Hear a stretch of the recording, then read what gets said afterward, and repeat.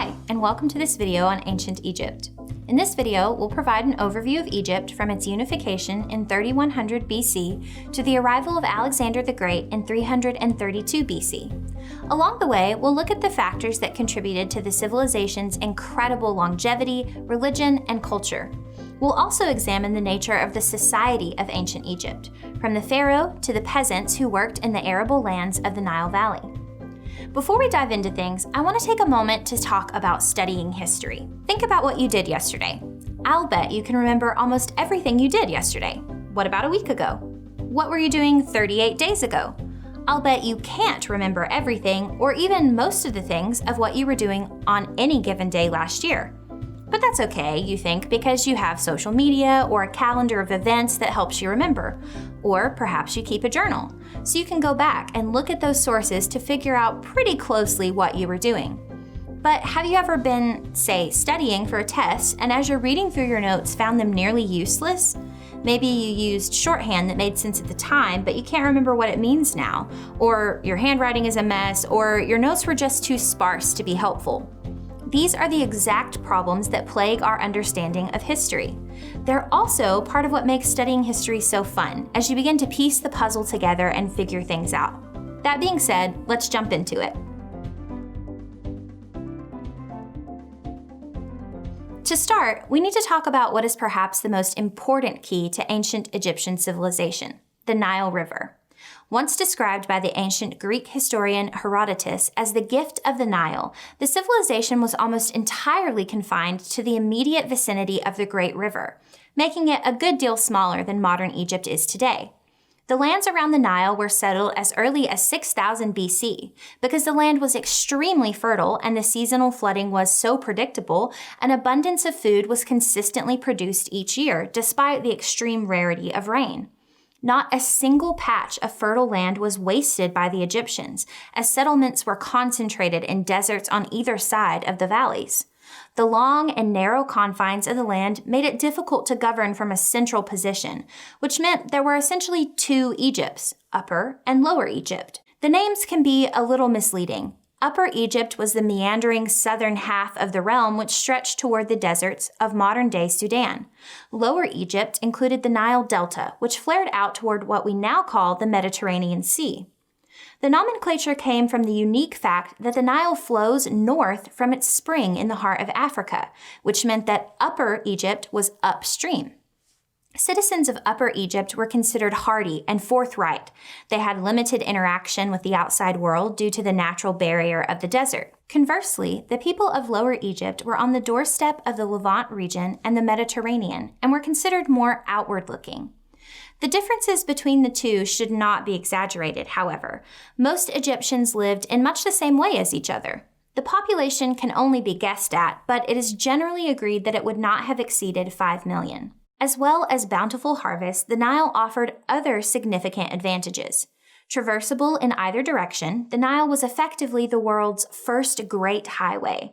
Trade over water was far easier than by the overland caravans of Egypt's neighbors. The Nile also gave Egypt access to both the Mediterranean and the Red Sea, making trade from most of the known world possible. The only local resource the Egyptians truly lacked was quality lumber for shipbuilding, which they imported from Lebanon. The Nile was also very useful for communication. As every Egyptian lived beside the Nile, word and orders could travel quickly. Over time, Egyptian society evolved, and the power of the pharaoh varied, but ancient Egypt was a naturally conservative society that valued balance and stability. The pharaoh was considered the divine ruler of Egypt, the earthly embodiment of the gods, and the conduit between the earth and the heavens. His responsibilities extended to the spiritual world, as he was to be ever vigilant against the forces of evil. The crowns came with innumerable religious responsibilities. The symbols of the pharaoh were the crook and the flail, a symbol of the king's power to persuade or to compel. In daily life, the pharaoh was surrounded by the esteemed nobles of court, the honored ones, and an army of servants. Upon the honored ones, he could bestow such grand titles as the king's friend or even unique friend. The valet of the hands, director of oils, and keeper of the king's wigs were just some of the jobs held by the pharaoh's personal servants. Because the pharaoh was a divine being, the purity of the bloodline was considered essential, and few were considered worthy of royal marriage. Because of this, Egyptian royal family trees were about as narrow as the Nile itself. The pharaoh was wed to the most suitable younger sister or cousin and expected to raise as many children as possible. Marriages between pharaohs and daughters were not uncommon. The practice of incestuous marriage led to the downfall of most ruling dynasties within a few generations. Most fell after about a century to be replaced by another. In all, there were 31 dynasties of ancient Egypt. There are a couple of important jobs to make note of before we continue. First is the vizier. The vizier was a distant second in power in ancient Egypt. He was the most trusted advisor who oversaw a multitude of administrative and legal duties on the king's behalf. In later periods, there were 2 viziers, one for Upper and one for Lower Egypt. Another important job in ancient Egypt was the royal scribe, a position open to anyone regardless of background. The ancient Egyptians wrote using hieroglyphs that they would chisel into stone, wood, and plaster, or use a reed pen to write on papyrus. Over time, the scribes developed a shorthand for hieroglyphics called hieratic, a more practical form of writing for the large amount of correspondence the job required. Hieroglyphics were still used for religious texts and to decorate the tombs of the deceased.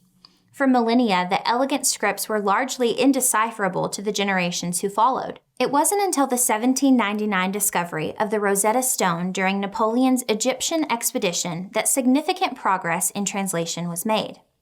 It's important that we take a moment and talk about Egyptian art before we get too far down the road of history. Ancient art remained mind-bogglingly consistent for thousands of years.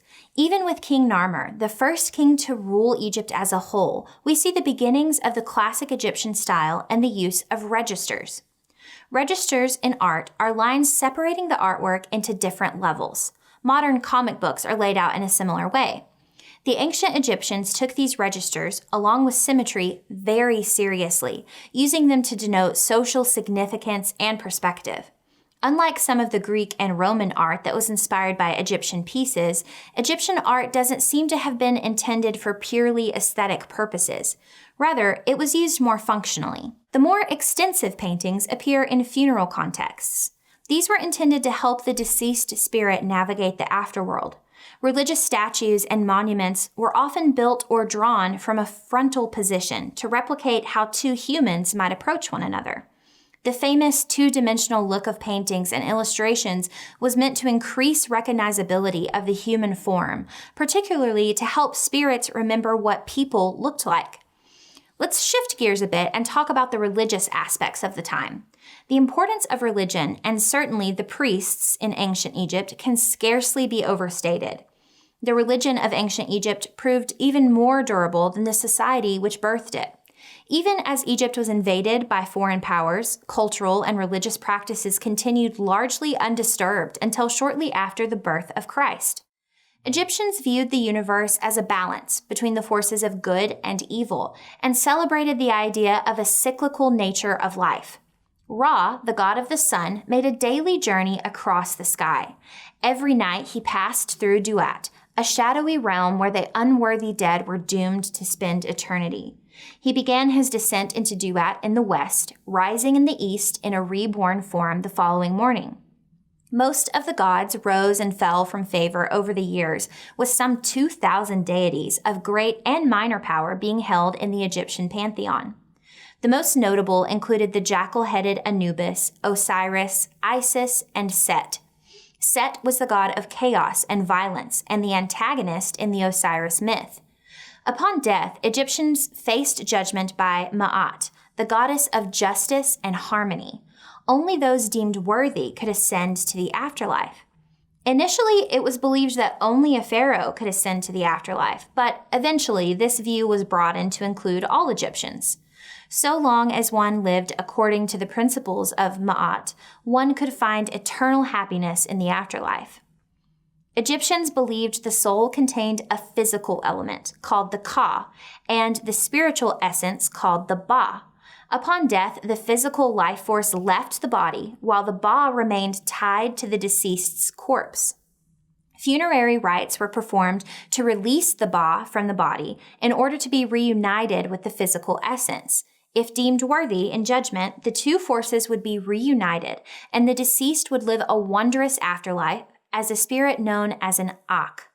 Each night, the spirit essence would have to return to the body, so it was essential to preserve the body and to leave behind offerings to sustain the Ka after death.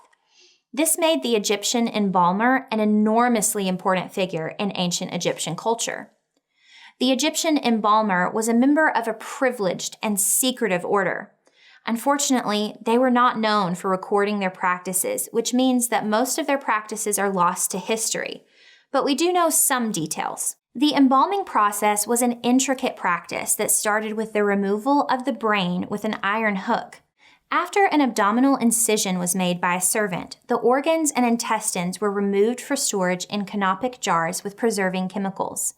The heart was returned to the body, and the cavity was filled with sawdust and linen. The body was then immersed in natron, a complex form of salt, and dried out for 70 days. After being anointed with cinnamon and myrrh, the body was then wrapped several times in ceremonial bandages. With such a fixation on death, it's little wonder so much energy was expended in the construction of such grand final resting places. The Egyptians were skilled in many areas, becoming pioneers of masonry, skilled carpenters, and famed physicians. The detailed medical texts written by Egyptian doctors laid the foundation for succeeding research by generations of Greek and Persian medics. Ancient Egypt was also credited with the invention of the calendar and advances in astronomy and mathematics. Now that we have a grasp on the ancient Egyptian people and culture, let's gain a better understanding of the narrative of ancient Egyptian history. Such a lengthy period of history so far removed from our time can be difficult to grasp all at once. Scholars have broadly organized the history of ancient Egypt into 3 distinct eras: Old Kingdom, Middle Kingdom, and New Kingdom. Each era was separated by an intermediate period of around a century, usually characterized by instability over succession from one dynasty to the next.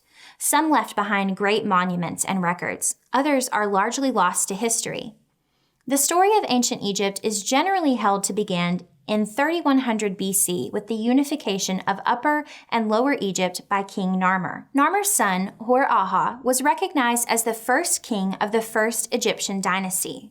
Hor-Aha founded the first Egyptian capital, Memphis, during his exceptionally long reign, claimed to be 62 years.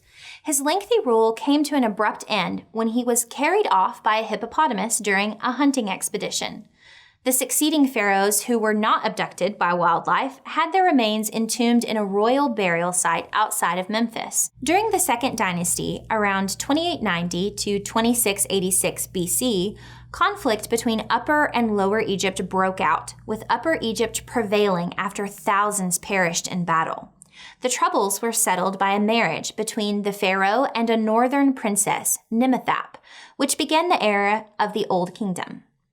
The Old Kingdom was a period of 500 years marked by relative stability. This was the period of pyramid building, as a succession of pharaohs dedicated much of their reigns and mortal lives preparing for the afterlife. The first pyramid was constructed by King Djoser, the step pyramid of Saqqara. The idea behind the design of this first pyramid was to construct levels of mastaba, traditional tombs, on top of one another to form a staircase to the sky. In addition to the pyramid, a funerary complex was constructed by Djoser's vizier Imhotep. So pleased was the pharaoh with the finished result, he had his advisor's name carved into the complex in recognition of his work. The greatest of the pyramids of the Old Kingdom were the 3 pyramids constructed at Giza. The first and largest was constructed in the name of King Khufu. This was an enormous project which occupied the entirety of the pharaoh's 24-year reign. The second pyramid was constructed on behalf of Khufu's son, Khafre. Khafre's pyramid was smaller, but appears taller as it was constructed on higher ground. In addition, the Sphinx was built as part of Khafre's funerary complex. The last of the Great Pyramids was smaller than the first 2, but made distinct by its red granite base and 3 smaller supplemental pyramids. Other pyramids would be built over the ages, but none would reach the scale of the Great Pyramids of Giza. The enormous expense, time, and effort required, not to mention the human cost of construction, was unsustainable for succeeding pharaohs who did not hold the same level of absolute power. The last pharaoh of the Old Kingdom, Pepi II, lived to be 92 years old, which proved quite troublesome as he outlived all of his heirs. The kingdom was gradually decentralizing, and a series of droughts leading to famines all contributed to the instability of the first intermediate period. A series of rulers came and went without success. As one ancient scholar quipped, "It was the time of 70 pharaohs in 70 days." The records from this time are varied, so no one knows exactly how many pharaohs actually ruled during this time, nor for how long. The city of Thebes superseded Memphis during the power struggle, and eventually order was restored by the southern lords of Upper Egypt. The squabbles between Upper and Lower Egypt were settled, at least for the time being, by around 2040 BC. This was the start of the Middle Kingdom. The reunification of Egypt was completed by Mentuhotep of the 11th dynasty, the unifier of two lands, as his tomb inscription read. The last pharaoh of the 11th dynasty was overthrown by his vizier, Amenemhet, the first ruler of the 12th. The 12th dynasty was one of the most stable and successful of all the ruling families of ancient Egypt. This stability came in part due to Amenemhet's choice to appoint his son and heir Senusret as co-regent to ensure a smooth succession. While Senusret was on an expedition to secure the kingdom with the army, Amenemhet was murdered as he slept. The speed and ferocity of Senusret's response crushed the rebellion before it started. During his rule, trade was established on the Somalian Peninsula and with Mesopotamia. The 12th dynasty pharaohs also made improvements to land around the Fayum Oasis, an incredibly fertile depression in the desert just west of the Nile. Successful expeditions were launched against the Nubians to the south and the Levant in the north. The last pharaohs of the 12th dynasty were less successful, and the second intermediate period began around 1782 BC. Little evidence survives the second intermediate period. Since it was a time of foreign rule of Egypt, later rulers expunged the records of the foreign pharaohs from the official Abydos king list. An influx of Canaanites, Semites, and Phoenicians arrived in this period until being driven out in 1570 BC. The New Kingdom, the period following the expulsion of the foreign pharaohs, is broadly considered to be the high point of ancient Egyptian civilization. This period, more than others, is far better understood by scholars thanks to the survival of records and artifacts from the time. This was due to a decision made by the Egyptians to place older tombs under protection in one place in order to deter grave robbers. While there were certainly moments of great drama and chaos, the New Kingdom was a period of sustained prosperity and stability. One of its most successful kings was the second ever female pharaoh, Hatshepsut. Hatshepsut instigated a coup to seize power from her nephew and co-regent Thutmose III and ruled successfully for 20 years, the longest of the female pharaohs. Thutmose is thought to have been involved in his aunt's murder in 1458 BC, as well as the destruction of most of his aunt's monuments upon his succession. He led 17 successful military campaigns in Syria and Nubia. The wealth plundered from Egypt's neighbors greatly enriched the kingdom. One of the most famous pharaohs of all was also one of the least effective. Tutankhamun's prominence owes far more to the splendor of his funerary complex than any known tangible achievements in his own short life. His tomb was accidentally concealed shortly after his death and remained completely untouched for millennia until it was unearthed to global fanfare in 1922. His golden funeral mask is one of the more widely used artifacts to represent the era of ancient Egypt. The ornate mask weighs 10 pounds, while his coffin is a hefty 240 pounds of solid gold. The remains of the young king within were well preserved, and studies indicated a sickly and weak youth, no more than 19 years old. The product of generations of inbreeding, Tutankhamun would not have been able to walk without the use of a cane. There are many theories as to how the young king died. Some say he was murdered, while others point to his broken and infected left leg as a sign of gangrene and blood poisoning.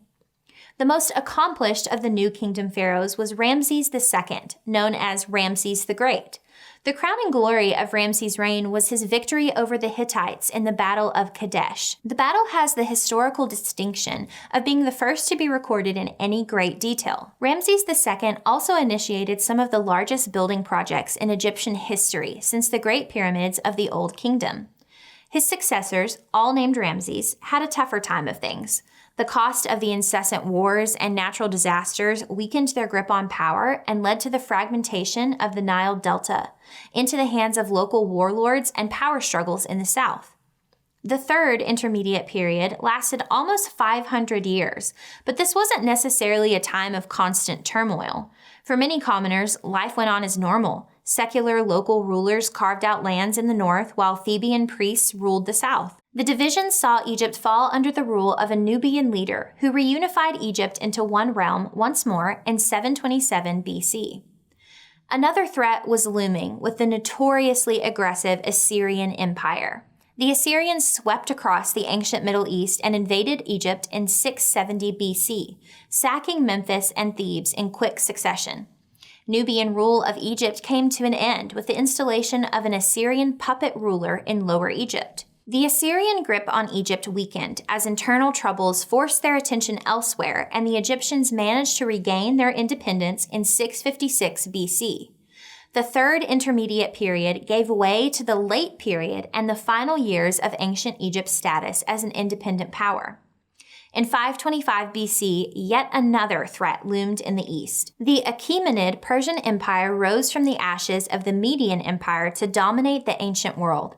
Egypt fell under Persian rule, along with most of the known world. Unable to rule such a vast empire unilaterally, the Persians installed a series of local rulers, called satraps, to rule on their behalf. Rule over the Egyptians proved troublesome for the Persians, and more than one expedition was required to pacify the region. As the Persians dealt with internal problems following the death of Darius II in 405 BC, the Egyptians enjoyed a final half-century of independence. They were reconquered a half-century later by the Persians, aided by the 20,000 Greek mercenaries hired for the campaign. The second Persian occupation would be short-lived. In 332 BC, Alexander the Great and his army liberated Egypt from their Persian rulers. His Egyptian conquest was little more than a grand procession through the lands of the pharaohs. After being proclaimed the son of Zeus and founding a city that still bears his name today on the northern coast, Alexander left Egypt never to return. Like the Persians before him, Alexander chose to rule Egypt through a local ruler and took little interest in the region as he set off to conquer the rest of the Persian Empire. The story of ancient Egypt does not end with Alexander. One of his generals, Ptolemy, established a long-lasting dynasty after Alexander's death. The wars between Alexander's successors, the Diadochi, waged for generations. Egypt would later fall under Roman dominion, but those years are a topic for another day. Okay, before we go, let's go over a few review questions to test your memory. Number 1. Which of the following was one of the most important keys to ancient Egyptian civilization? A. Embalming techniques. B. The Nile. C. The daily journey of Ra into Duat. Or D. Lumber. The correct answer is B. The Nile was a hugely important aspect of life for the ancient Egyptians, as it provided fertile land, faster trading, and speedy communication. Number 2. Which pharaoh built the first pyramid? A. Djoser. B. Khufu. C. Tutankhamun. Or D. Ramses II. The correct answer is A. The idea behind the design of this first pyramid was to construct levels of mastaba, traditional tombs, on top of one another to form a staircase to the sky. Number 3. What era is considered the high point of ancient Egypt? A. Old Kingdom. B. Middle Kingdom. C. New Kingdom. Or D. Second Intermediate. The correct answer is C. The New Kingdom was a period of sustained prosperity and stability. This period, more than others, is far better understood by scholars thanks to the survival of records and artifacts from the time. Okay, that's all for this review. Thanks for watching and happy studying.